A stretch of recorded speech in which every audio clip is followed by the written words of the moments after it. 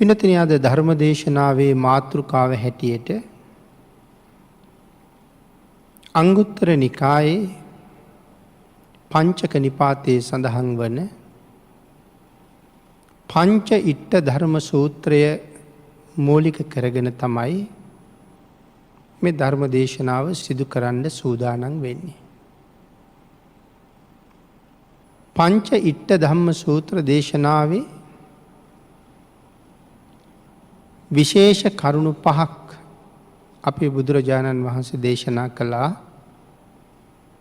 මේ ලෝකේ ජීවත් වෙන හැම කෙනෙක්ම බොහෝම කැමති කාරණා පහක්. ඒ තමයි ආයුෂය, වර්ණය, සැපය, යසස, ස්වර්ගය. මේකට මේ ලෝකේ ඉන්න හැමෝම කැමතියි. ඒ වුණාට යාඥා කරලා ප්‍රාර්ථනා කරලා කවදාවත් මේ සැප ලබන්න බෑ කියලාම භාග්‍යතුන් වහන්සේ දේශනා කළා. ආර්ය ශ්‍රාවකයා කවදාවත් මේ සම්පත් යාඥා කරන්නෙත් නැහැ, ප්‍රාර්ථනා කරන්නෙත් නැහැ. එහෙමනම් ආර්ය ශ්‍රාවකයා මොකද්ද කරන්නේ? මේ සම්පත් ලැබෙන ප්‍රතිපදාව මොකක්ද කියලා හොයාගෙන ඒ ප්‍රතිපදාව සම්පූර්ණ කරනවා. එතකොටයි මේ දේවල් ලැබෙන්නේ. එහෙමනම් මේ සූත්‍රය ඇසුරු කරගෙන සිදු කරන තුන්වෙනි ධර්ම දේශනාව මේක. ආයුෂය ලැබෙන ප්‍රතිපදාව මොකක්ද කියලා සාකච්ඡා කළා. වර්ණය ලැබෙන ප්‍රතිපදාව මොකක්ද කියලා සාකච්ඡා කළා. සැපය ලැබෙන ප්‍රතිපදාව මොකක්ද කියලා අපි දෙවනි දේශනාවෙන් සෑහෙන ප්‍රමාණයක් සාකච්ඡා කළා. අපි මේ දේශනාවෙන් ඒ සැපය ලැබෙන ප්‍රතිපදාවේ ඊළඟ කරුණු ටිකක් සාකච්ඡා කරගෙන යසස සහ ස්වර්ගය ලැබෙන්නේ කොහොමද කියන කාරණාවත් සාකච්ඡා කරමු. විශේෂයෙන් සැපය ලබන ප්‍රතිපදාව දානය. දානය හේතු කරගෙන කොහොමද සැප ලබන්නේ කියන කරුණු අපි තව ටිකක් සාකච්ඡා කරමු. තුනුරුවන් ප්‍රධාන කරගෙන දන්පැන් පූජා කරාම ලැබෙන ආනිසංසය ඊටාම ඉහළයි කියලා සාකච්ඡා කළා. අපි ඒකට පාදක කරගත්ත දක්ඛින විභංග සූත්‍රය. පෞද්ගලික දාන 14ක් දේශනා කරලා තියෙනවා. සාංගික දාන 7ක් දේශනා කරලා තියෙනවා. තුනුරුවන් උදෙසා දන් දෙනකොට බුද්ධ රත්නය උදෙසා දන් දීම හැම ශේස්ත්‍රයකටම වඩා ඉහළයි. ඒ කාරණාව මුලින්ම සිහිපත් කරලා තියෙනවා.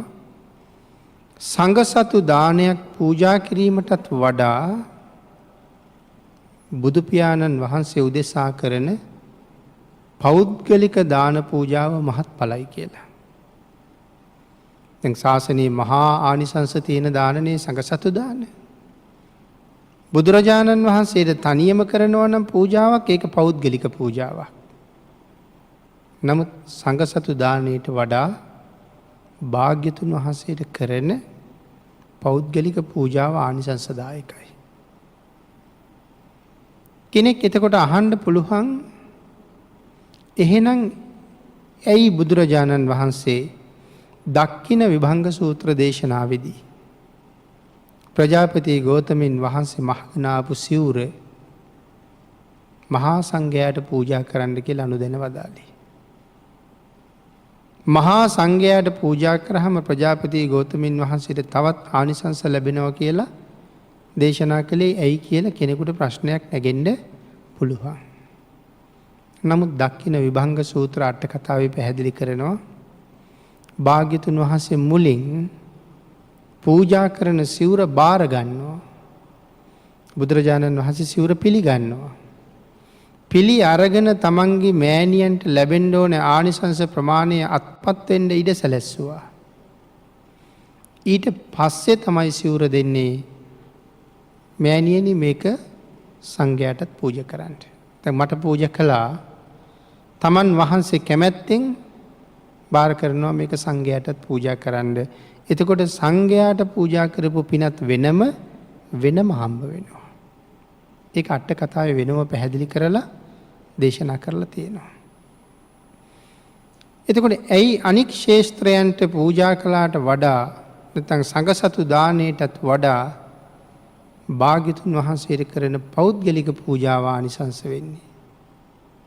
හේතුව තමයි සත පුඤ්ඤ ලක්ෂණය. බුදුරජාණන් වහන්සේ තරම් දන් දුන්න කෙනෙක් මේ ලෝකෙ වෙන නැහැ. බුදු පියාණන් වහන්සේගෙන් දානයක් ලබාපු නැති කෙනෙක් මේ තුන් ලෝකෙ කොහෙවත් නැහැ. මේ තුන් ලෝකෙ විතරක් නෙමෙයි මේ කෝටි ලක්ෂයක් සක්වලේම නැහැ. එහෙනම් අදත් අපි බුද්ධ පූජාව කරනවා කියලා මේ කරන්නේ භාග්‍යතුන් වහන්සේට අපේ තියෙන ණය ගෙවන එක. හැබැයි ඒක කවදාවත් ගෙවලා ඉවර කරන්න පුළුවන් ණයක් නෙවෙයි. අපේ පින්නතුන්ට මතක ඇති එක අවස්ථාවක මහා කාශ්‍යප මහරහතන් වහන්සේ නිතර පිණ්ඩපාතේ වඩින නිවසකට උන්වහන්සේට කලින් භාග්‍යතුන් වහන්සේ වැඩියා. එදා ඒ කාන්තාව කාශ්‍යප මහරහතන් වහන්සේ වෙනුවෙන් තියාගෙන හිටපු දාන ටික භාග්‍යතුන් වහන්සේට පූජා කළා. හැබැයි භාග්‍යතුන් වහන්සේ වැඩියාම අනිත් පැත්තෙන් මහා කාශ්‍යප මහරහතන් වහන්සේ නිවසට වැඩියා. ඇය කල්පනා කළා කලින් දන් දුන්නේ හැමදාම දන් දෙන මගේ ස්වාමින් වහන්සේට නෙමෙයි. ඒ නිසා හැන්දත් අරගෙන බුදුරජාණන් වහන්සේගේ පිටිපස්සෙන් අඬ ගහ ගියා. ඒ තමන් පූජා කරපු දානෙ ටික ආපහු ඉල්ලගන්න. බුදුරජාණන් වහන්සේ නතර වෙලා අදිෂ්ඨාන කළා ඇය පිළිගන්වපු ආහාර ටික එක බත් ඇටයක්වත් මේ පාත්‍රයේ නොරැඳේවා. වෙනත් කලින් සදහැවතුන් පූජා කරපු ආහාරයන්ගෙන් එක බත් සරලුවක්වත් ඇගේ හැන්දට එකතු නොවේවා. එහෙම වුණා නම් ඇයට පව් සිද්ධ වෙනවා. බුදුරජාණන් වහන්සේ පිළිගන්වලා ආපහු ඉල්ලපු දේ භාග්‍යතුන් වහන්සේ විශේෂයෙන් බාරගන්නෙත් නැති නිසා ඉතුරු නොවෙන්නත් අදිෂ්ඨාන කළා. ඇය හැන්දට ඒ ටික ගන්නකොට සියල්ලම හැන්දට එකතු වුණා ඇය පූජා කරපු ටික. පස්සේ භික්ෂූන් වහන්සේලා මේ කාරණාව ඇහුවා. ස්වාමීනි ඇයි භාග්‍යතුන් වහන්සේට දන් දීලා ආපහු ඉල්ලුවේ කියලා. භාග්‍යතුන් වහන්සේ හරි අපූර්ව උත්තරයක් දුන්නා. මහණෙනි මේ කෝටි ලක්ෂයක් සක්වලේ ඇය මට ණය නෑ කියලා. මේ පාරමිතා පුරාගෙන එන මේ සංසාරේ මගෙන් ඇයට දාන වේලක් හම්බ වෙලා නැහැ. හේතුව තමයි ඒ කාල පරාසය තුල ඇය මේ කෝටි ලක්ෂයක් සක්වල අතර කොහෙවත් ඉඳලා නැහැ. ඒ නිසා මගෙන් දානයක් ඇයට ලැබිලා නැති නිසා ඇය මට ණය නැහැ. එහෙමනම් ඇය හැර දෙවියන්ගේ බ්‍රහ්මයන්ගේ ඉඳලා ඔබත් මමත් අපි ඔක්කොම බුදුරජාණන් වහන්සේටම අනන්ත ණයයි. සතපුඤ්ඤ ලක්ෂණය කියලා කියවේ අනන්ත සක්වල අනන්ත ජීවීන් සියලු දෙනාම එකතු වෙලා ඒ අනන්ත ජීවීන් කියලා කියන්නේ යටින් අවීචියේ ඉඳලා උඩින් බවාග්‍රය දක්වාම අද ඉන්න කුරා කුහුඹු වගේ ඉඳලා මේ සියලුම ජීවීන් එක්කෙනෙක් දාන 100ක් පූජා කළොත් අපි කියමු අටපිරිකර 100ක් පූජා කරනවා මේක සතෙක්. අනන්ත සක්වල අනන්ත ජීවීන් එක්කෙනා පිරිකර 100 පූජා කළොත් ඒ පිරිකර කන්ද ගොඩ ගැහුවොත් තව සක්වලවල් කීයක් ඕනේ වෙයිද පිරිකර කන්ද ගොඩ ගන්න. ආන් ඒ අය පූජා කරපු ඒ දාන කන්ද කොයි වගේද? ඒවාගේ දාන කඳු 100ක් බෝසතාණන් වහන්සේ මේ බුද්ධත්වය වෙනුවෙන් තනියම දීලා තියෙනවා. ආන් ඒකටයි සත පුඤ්ඤ ලක්ෂණය කියලා කියන්නේ. එතකොට මහරහතන් වහන්සේලා ඇතුළු ඒ භික්ෂු පරම්පරාවේ කවුරුවත් එච්චර දන් දීලා නැති නිසා පෞද්ගලිකව නමුත් භාග්‍යතුන් වහන්සේට දෙන දාණයම අතිශයින්ම මහත්ඵලයි, මහානිසංසදායකයි. ඊළඟට පින්නතුනි, මේ දාණය ගැන මේ අය තවත් බොහෝ කරුණු දේශනා වලින් අහලා දන්නවා. හැබැයි ඒක කාරණාවක් මතක් කරන්න ඕනේ. කෙනෙක් නිවන් දකින්නේ කොහොමද? නිවන් දකිනවා නම් නිවනට යන්නේ කොහොමද? සසර සැප විඳ විඳ දීර්ඝ කාලයක් ඉන්න බලාපොරොත්තු වෙනවා නම් ඒ සසර සැපය රඳවගන්නේ කොහොමද කියන කාරණා දෙකම තීරණය කරන මේ ලෝකේ තියෙන උසස් සාධකයක් තමයි දානය කියලා කියන්නේ. මේ ආවට ගියාට සම්පූර්ණ කරන එකක් නෙමෙයි දානය කියලා කියන්නේ. හරියටම සම්පූර්ණ කරන දෙයක්. මොකද අපි දෙන විදිහෙම තමයි අපිට හම්බ වෙන්නේ. මම කොහොමද කැමති ඒ විදිහට ලබන්න නම් ඒ විදිහටම දෙන්න ඕනේ. දානයේ ස්වභාවය ඒකයි. අපි කැමති විදිහ ලැබෙන්නේ කැමති ආකාරයට කැමති දේවල් දන් දුන්නා. ආන් ඒ හින්දා අඩුපාඩු නොවෙන්න ඕනේ. සැකසීම, පිළියෙල කිරීම, පිළිගැන්වීම මේ ටික හරියටම පූර්ණේ වෙන්න ඕනේ. සකසන්න ගියහම මේ පිළිබඳව පින්නතුනි අති සුවිශේෂී කරුණු අනාවරණය කරන දේශනාවක් තමයි ලක්කන සූත්‍රය. භාග්‍යතුන් වහන්සේගේ ශරීර ධාතුවේ පිහිටපු සුවිශේෂී ලක්ෂණ කොහොම සංසාරේ දන් දුන්න නිසාද එහෙම පිහිටියේ? හරියටම සම්පූර්ණ කළා. ලක්කන සූත්‍රයේ සඳහන් කරනවා සිවුරක් පූජා කරන්න ගියහම සිවුරත් පූජා කරනවා. සිවුරු පඳු පොවා ගන්න අවශ්‍ය කොළපොතු ಜಾතිත් පූජා කරනවා. එතකොට සිවුරු හොදන්න පාවිච්චි කරන නොයෙක් කොළ ಜಾති තියෙනවා. කොළ ಜಾති, පොතු ಜಾති. ඒ දේවලුත් පූජා කරනවා. සිවුර හොදලා වනන්න අවශ්‍ය ඒ නූලකුත් වැලකුත් පූජා කරනවා. ඒ විතරක් නෙමෙයි, එදා සිවුර හොදලා දෙන්න 16කුත් පූජා කළා කියලා සඳහන් කරනවා. සිවුර පූජා කරනකොට මේ ඔක්කොම දෙනවා. ඉදිකටු නූල් බෝල ආදී ඉඳලා සියල්ලම. එතකොට සම්පූර්ණ කළා. පාවහන් පූජා කරාම පාවහන් දෙකත් පූජා කරනවා. පාවහන් වල එදා ආලේප කරලා තියෙන තෙල් වර්ගත් පූජා කරනවා. පාවහන් දෙක පාවිච්චියෙන් පස්සේ ආරක්ෂාව සඳහා දාලා තියන්න අවශ්‍ය ඒ උපකරණයක් කූඩයක් වාගේ හිකුත් පූජා කරනවා.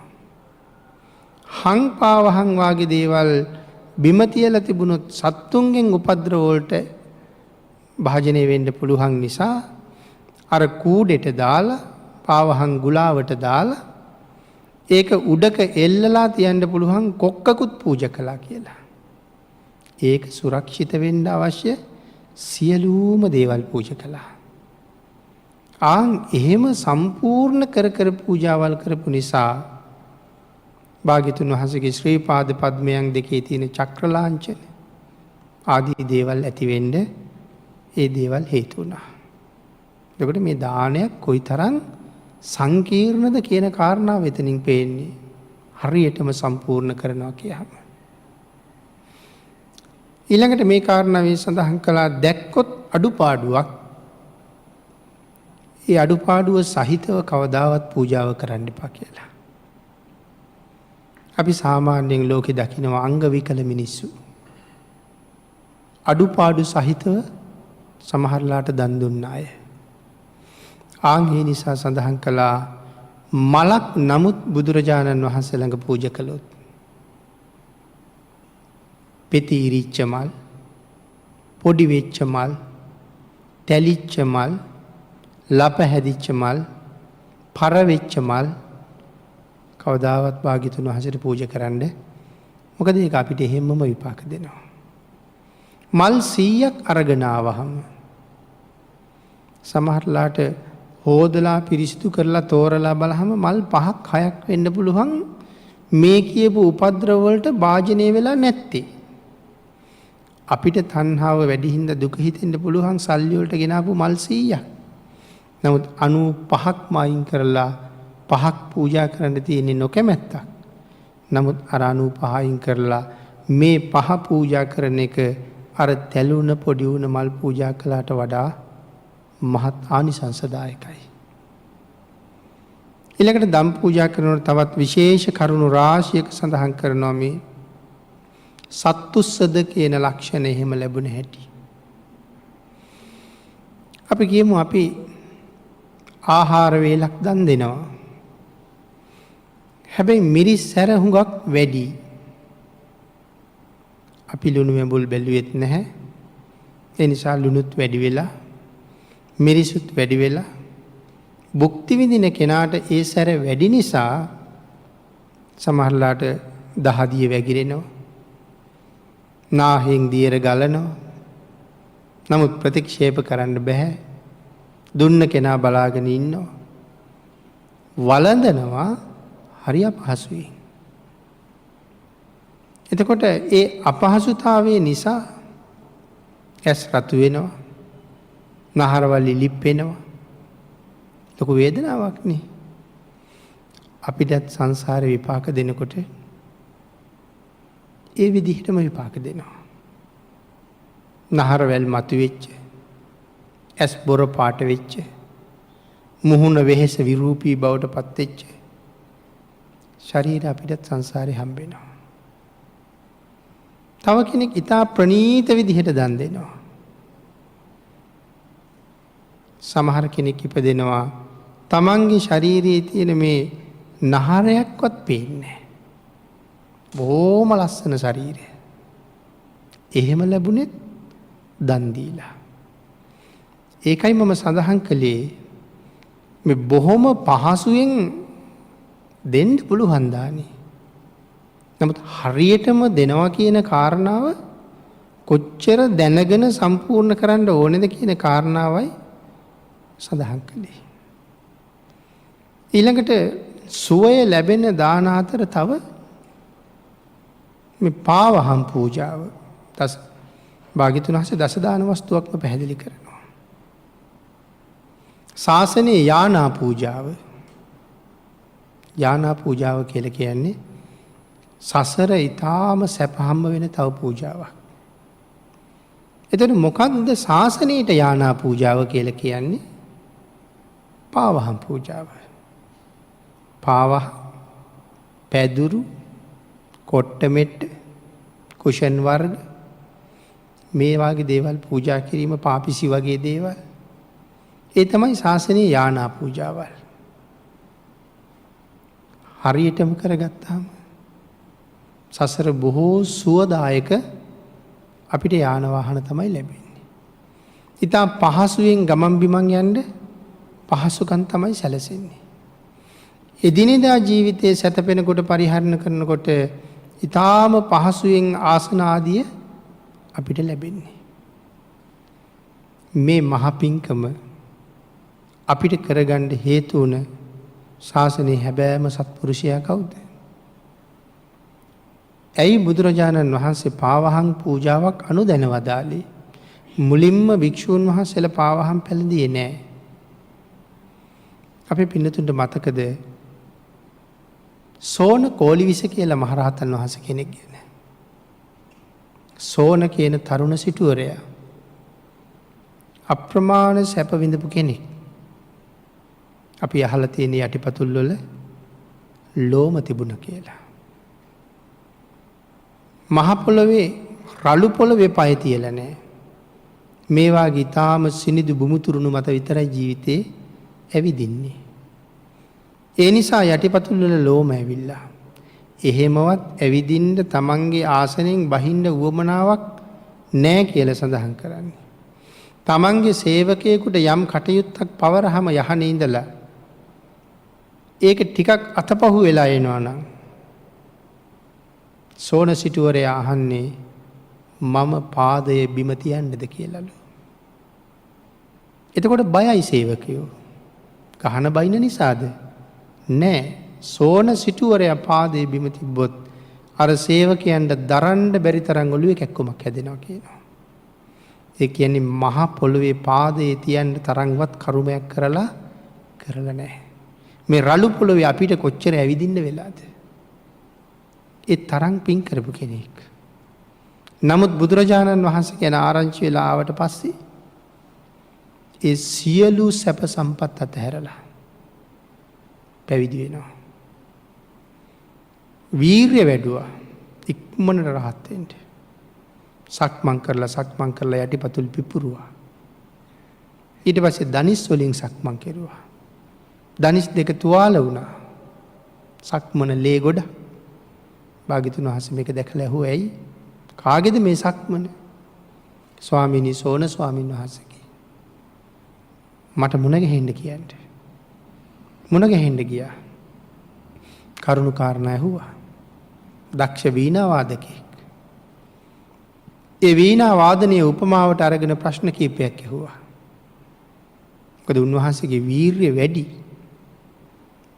වීරිය වැඩි වෙලා සසරින් එතර යන්නත් බෑ. හැබැයි ඒ කියන්නේ මේ අපිට නම් වීරිය වැඩි නෑ කොහොමවත්. කවුරුවත් හිතන්න එපා අපේ වීරිය වැඩි ඇති කියලා. මේ සෝන ස්වාමීන් වහන්සේට තිබිච්ච වීරිය ගැනයි මේ කතා කරන්නේ. අපිට කොහොමවත් වීරිය වැඩි වෙන්නේ නෑ. ඉතින් අහුවා සෝන මේ වීණාවක හඬ ඊටාම මිහිරි වෙන්නේ තත් හුඟා තද කරාමද කියලා. නෑ ස්වාමීනි. එහෙමනම් බුරුල් කරන්න ඕනද ගොඩක් කියලා ඇහුවා. නෑ ස්වාමීනි හිර කරලත් බෑ බුරුල් කරලත් බෑ. මධ්‍යම ප්‍රමාණය තිබුණාම තමයි අපූරු හඬක් මැවෙන්නේ. උත්තරේ එතනින්ම ගත්තා. සෝන මන් දැක්කාර සක්මන. ඔබේ වීරිය බොහොම වැඩි. අඩු කරන්න. ප්‍රඥාව එක්ක සම කරන්න. භාග්‍යතුන් වහන්සේ මනාව අවවාද කළා. උන්වහන්සේ තාම කෙටි කාලෙකින් රහත් වුණා. ඒ වුණාට කකුල් දෙකේ තුවාල. සෝන පාවහම් පළදින්න කිව්වා. ස්වාමීනි මේ තරම් ධනස්කන්ධයක් මම අතහැරලා ආවේ. එතරම් ධනස්කන්ධයක් අතහැරලා ආපු මට ඒ සිනිදු බුමුතුරුණු අතහැරලා ආපු මට පාවහන් දෙකක් අත්හරින්න බැරි නේ. මට ඕනේ. සෝන පාදවල තුවාල හැදිලා. වේදනාවයි. ඒ හින්දා පළඳින්න කිව්වා. භාග්‍යතුන් වහන්සේ මේ ශාසනයේ සියලුම භික්ෂූන් වහන්සේලාට භාග්‍යතුන් වහන්සේ පාවහන් අනුමත කරනවා නම් මම පාවහන් දෙකක් පළඳින්නම් කිව්වා. අන්න එදා තමයි සියලු සංඝයාට අවසර ලැබුණේ පාවහන් පළඳින්න කියලා. කවුරු නිසාද? සෝන කෝලිවිස මහරහතන් වහන්සේ නිසා. එතකොට එදා උන්වහන්සේ ඒ ඉල්ලීම කරපු නිසා අද දායක කාරකාදීන්ට රත්නත්‍රයට පාවහන් පූජා කරාම මොනවද ලැබෙන්නේ? සංසාරෙට සුවදායක යාන වාහන. එතකොට ඒ පූජාවල් අපි සම්පූර්ණ කරනකොට මෙවන් කල්යාණ මිත්‍ර උතුමන් වහන්සේලා නිසා නේද මේ සැප සම්පත් අපි සසර ලබන්නේ කියලා හිතෙනකොට අපි මොනතරම් සත්පුරුෂ වෙනවද? අන් එහෙනම් ශාසනයේ සැප ලැබෙන තවත් කාරණාවක් මේ පාවහන් ආදී දේවල් පූජා කිරීම. ඒකට මුලින් සඳහන් කළා වගේ කොට්ට මෙට්ට ඇඳ ඇතිරිලි ඒ වගේ දේවල් අයිති වෙනවා. ඊළඟට අපි මුලින් සඳහන් කළා මේ මනාව ප්‍රණීතව දන් දුන්නාම තාම ලස්සන ශරීර ලැබෙනවා කියලා. මේ ශාසනයේ එහෙම අය දැක්ක හරියට. ධම්මචේතිය සූත්‍රයේ කොසල් මහරජුරු බුදුරජාණන් වහන්සේ එක සාකච්ඡා කරනකොට සඳහන් කළා ස්වාමීනි මම සමහර ශාසනයක ශ්‍රමණයන් වහන්සේලා දැක්කා. දකින්න හරි අප්‍රසන්නයි.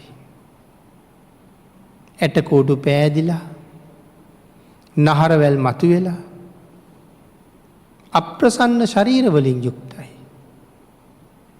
මං ඒ ඇත් එක කතා කෙරුවා. මං ඇහුවා මොකක් හරි මේ සීලය ගැන ප්‍රශ්නයක් තියෙන හින්දවත් කල්පනා කරලා මෙහෙම කෘෂ වෙලාද කියලා. ඒගොල්ලෝ මට උත්තරයක් දුන්නේ මේක අපිට පරම්පරාවෙන් එන රෝගයක් කියලා. හරි අප්‍රසන්නයි දකින්න. නමුත් ස්වාමීනි මේ ශාසනයේ භික්ෂුව අතර මං එහෙම දැක්කේ නෑ. ඊටාම ප්‍රියමනාප ලස්සන ශරීර සම්පත් රූප ස්වභාවත් මම මේ ශාසනය ඇතුළේ දකිනවා. එහෙම දැක්කේ මේ ශාසනය විතරයි. එහෙනම් පෙර හොඳට දන් දීලා පෙර හොඳට සිල් රැකලා ලබාගත් ජීවිතය ඊටාම ප්‍රියමනාපයි. එහෙමනම් එහෙම ප්‍රියමනාප වුණේ මනාව දන් දුන්න නිසා මනාව දන් දෙන විදිහක් දේශනා කරලා තියෙනවා නම් ඒ මේ බුද්ධ ශාසනයේ විතරයි කියන කාරණාව මනාව තහවුරු කරපු තව තැනක්. ඊළඟට සඳහන් කළා මේ විදිහට සැප ලබන ප්‍රතිපදාව සම්පූර්ණ කරාම ඒ අයට මෙලවත් දීර්ඝායුෂ ලැබෙනවා පරලොවත් දීර්ඝායුෂ ලැබෙනවා. ඒ කියන්නේ මනුෂ්‍ය සම්පත්තියත් දීර්ඝායුෂයි දිව්‍ය සම්පත්තියත් ඊටාම දීර්ඝායුෂයි. මෙලව පරලොව දෙකම මනාව දියුණුවට පත් කරනවා. ආන්ගේ නිසා සඳහන් කළා මේ වාගේ සැප සම්පත් ලබන්න නම්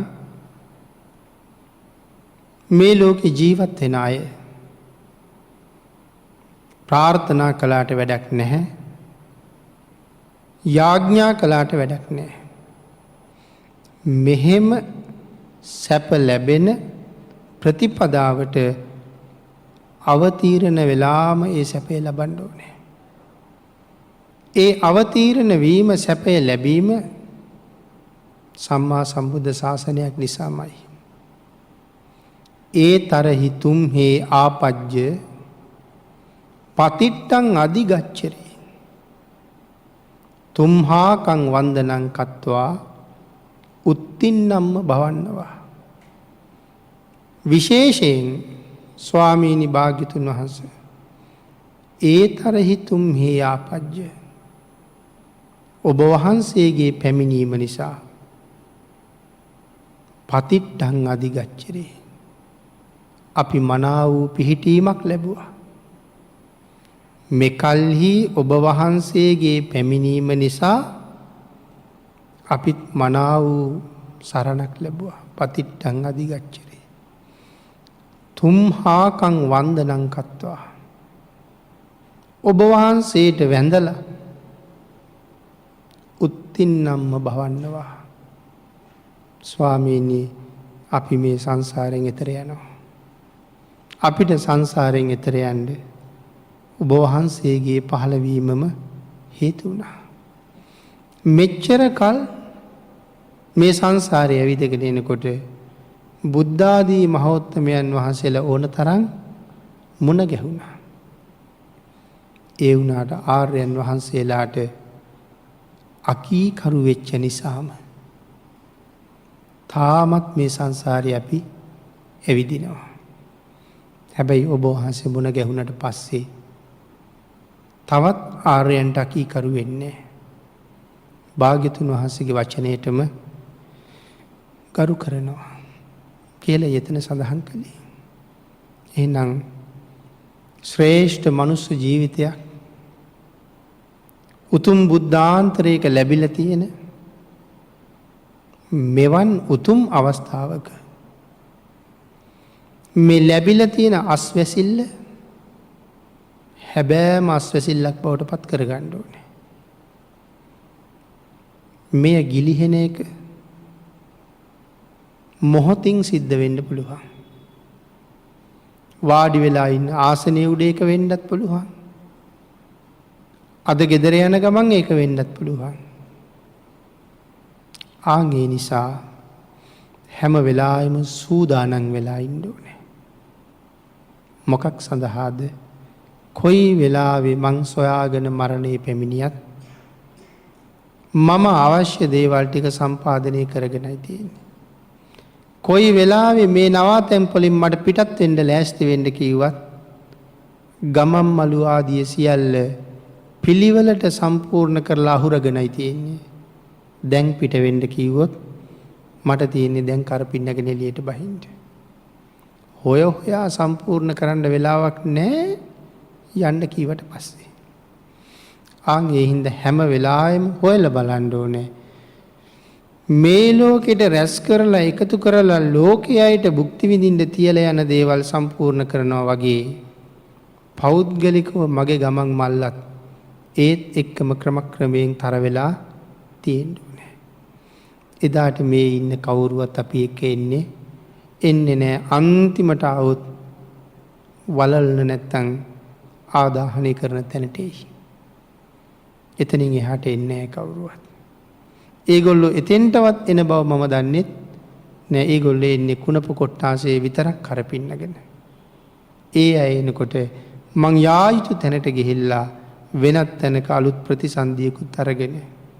හැබැයි ඒගොල්ලෝ දන්නේ නෑ මගේ ප්‍රතිසන්දිය නිරයේ කොහේ හරි තැනකද? තිරිසන් ලෝකේ කොහේ හරි තැනකද? പ്രേත යෝනියක කොතන හරි තැනකද? අසුර යෝනියක කොහේ හරි තැනකද? දෙව්ලෝද බඹලෝද තවත් මව් කුසකද කියන එක ඒගොල්ලෝ කවුරුවත් දන්නේ නැහැ. මනාව වූ සීලයක් මනාව පෝෂණය කරගෙන මනාව දම්පැන් පූජා කරගෙන යන තැන සුරක්ෂිත කරන්න කටයුතු කරපු කෙනා හරි ශ්‍රේෂ්ඨයි. අපේ බුදුරජාණන් වහන්සේ එක තැනක මහ පුදුම උපදේශයක් දෙනවා. ඒ උපදේශය අපිට දෙන්නේ පින්තුනි ඇඟ කිලිපොලා යනවා. එතකොට අපිට අවවාදයක් දෙනවා සිව්වණක් පිරිසට මම කියන හැටියට ජීවිතය පෝෂණය කරලා බය නැතුව කියන්න කිව්වා මමත් ශාක්‍ය වංශය කියලා. මේ භාග්‍යතුන් වහන්සේ සඳහන් කරන්නේ. හැබැයි ඒ භාග්‍යතුන් වහන්සේ දේශනා කරපු විදිහට ජීවිතය හදාගෙන ශාක්‍ය වංශිකයන්ට ආරක්ෂා කරන්න නිරන්තරයෙන් පනවලා තිබිච්ච සීලය අෂ්ටාංග සීලය. අපිට එච්චරම බැරි හින්දා තිසරණ සහිතව පන්සිල් ආරක්ෂා කරන්නයි දේශනා කළේ. අපිට බැරි බව භාග්‍යතුන් වහන්සේ හොඳටම දන්නවා. අපිටම තේරෙනවා අපි කොච්චර දුර්වලද කියලා. අපිට ඒ පන්සිලුත් බෑ. මීට වඩා තවත් ලිහිල් කරන්න පුළුවන්කම තිබුණා නම් අනුකම්පාව නිසාම භාග්‍යතුන් වහන්සේ ලිහිල් කරනවා. නමුත් මේ සිල්පද පහ ලෝකාවද්‍ය ශික්ෂාපද. ඒ ලෝකාවද්‍ය ශික්ෂාපද කියලා කියන්නේ මේක ස්වභාවයෙන්ම ලෝකෙ පිහිටලා තියෙන දෙයක්. ප්‍රාණඝාතය කළොත් නිරාදුක් විඳින්න වෙනවා. අල්පායුෂ්ක වෙන්න වෙනවා. හොරකම් කළොත් අපිත් අකමැති වෙලාවේ අපේ වස්තුවත් විනාශ වෙනවා. ඒකටත් නිරාදුක් විඳින්න වෙනවා. 3 වෙනි 4 වෙනි 5 වෙනි ශික්ෂාපද ගැන කියන්න තියෙන්නේත් එහෙම්මමයි. ඒ නිසා ලෝකෙට බුදු කෙනෙක් පහළ වුණත් නැතත් ඒ කාරණාව එහෙම්මමයි. ඒ නිසා ඒවා ලෝකවද්‍යයි. ප්‍රඥප්ති වද්‍ය කියලා ශික්ෂාපද කොටසකුත් තියෙනවා. මොනවද මේ ප්‍රඥප්ති වද්‍ය කියලා කියන්නේ? විකාල භෝජනා වේරමණී සික්ඛාපදං සමාදියාමි. ඒක භාග්‍යතුන් වහන්සේ පනවපු ශික්ෂාපදයක්. විකාලේ ආහාර අනුභව කළා කියලා. අර ලෝකාවද්‍ය ශික්ෂාපදයක් වගේ අපි ඒ කාන්තයෙන් නිරාගත වෙනවා කියල සඳහන් කළේ නෑ. ඒ වුණට නිවන් දකින්න බැරුව යනවා. නිවන් දකිනවා කියල කීවේ තණ්හාවශය කරගත්ත කෙනා. ඒ නිවනට යන්න නම් අපිට වැඩියෙන්ම තණ්හාව තියෙන්නේ කොහෙ පිළිබඳවද? කය පිළිබඳව. විකාලේ ආහාර වමනා කියලා කියන්නේ කායික තණ්හාවක් තියෙනවා. මට දැන් මොකක් හරි ප්‍රධාන ආහාර වේලට අමතරව බිස්කට් එකක්, බනිස් ගෙඩියක්, කිරි වීදුරුවක් තිබුණොත් හොඳයි. නමුත් දැඩි අවශ්‍යතාවයක්ම නැහැ. දැන් කය පිළිබඳව තණ්හාවක් තියෙනවා. ආන් ඒ තණ්හාව අත්හරින්න පුළුවන් නම් ලොකු අත්හැරීමක්. මේ වෙලාවේ බුලත් විටක් කපන්න තිබුණා නම් ගොඩාක් හොඳයි කියලා හිතෙනවා. පරණ විටක් හපාපු රසයත් එක්ක තවත් එකක් තිබුණා නම් හොඳයි. නමුත් ආන් ඒ පිළිබඳව ඇතිවෙච්ච තණ්හාව අත්හරින්න පුළුවන් නම් මං සියුම් වූ තණ්හාවකින් අය කොටස අත්හැරියා. එනම් භාග්‍යතුන් වහන්සේ දේශනා කළේ එහෙම අත්හරින්න පුළුවන් නම් නිවන ඉක්මන්. තවම එහෙම කරගන්න බැරි නම් මේ සංසාරේ තාම මට යන්න ගමන බොහොම දිගයි. ආන් එහෙම විකාල භෝජන, නච්ච ගීත වාදිත ආදී මේ ශික්ෂාපද ප්‍රඥප්ති වද්‍යයි.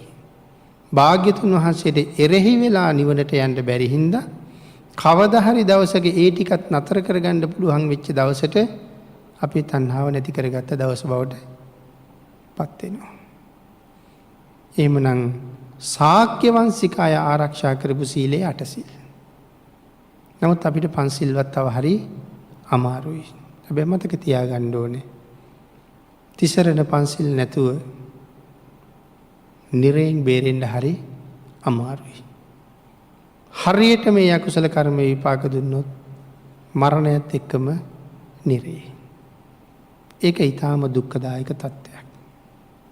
මුලින් සඳහන් කළා මේ භාග්‍යතුන් වහන්සේ දේශනා කරපු විදිහට හරියට තිසරණ මත පිහිටලා මනාව සිල් ටික ආරක්ෂා කරගෙන අභිමානවත් විදිහට මමත් ශාක්‍යයෙක් කියලා කියන්න පුළුවන් කියලා.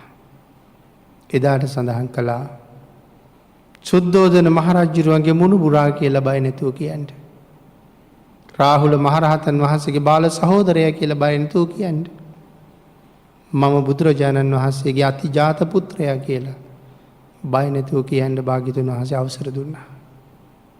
ඔතෙන්ට යන්න පුළුවන් වෙන දවසේ කොයිතරම් ලස්සන වෙයිද?